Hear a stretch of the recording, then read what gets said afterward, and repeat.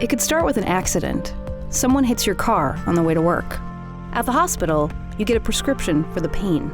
You take the painkillers for a few weeks, like the doctor orders, but when your prescription runs out, the pain is still there. So you get a refill, a higher dose this time. You notice that when you miss a pill, you feel really terrible, nauseous, you have sweats and cramps. You need the medication to feel normal, so you ask for another refill, and another, but it's not enough. You realize you might have a problem, but you can't talk about it. What would your coworkers say? How would your family react? You try to keep it a secret, but things start to fall apart around you. You need the relief. This is not an isolated problem. Drug overdose is the leading cause of accidental death in the US. A class of drugs called opioids is driving this epidemic. This includes prescription painkillers and also heroin.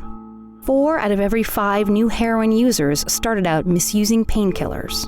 In 2014, 1.9 million people were addicted to painkillers, and another 500,000 were addicted to heroin. From 1999 to 2014, opioids and heroin killed 250,000 Americans. 78 Americans die of opioid overdoses every day. So how did this problem get so massive? In the past, opioids were only given to cancer patients and the terminally ill because they were recognized as dangerously addictive. But in the mid-90s, a pharmaceutical company introduced a new opioid painkiller which they claimed was less addictive.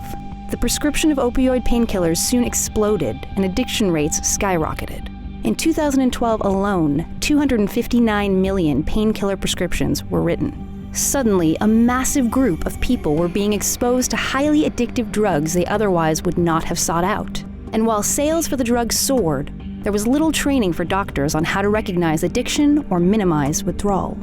There have been a lot of lawsuits against some of the companies that manufacture these drugs. In 2007, a federal investigation found the maker of the popular painkiller OxyContin downplayed its risk of addiction. The company was ordered to pay $635 million, but the drug is still on the market. So how do you stop an epidemic when addictive drugs are being marketed as the key to less pain?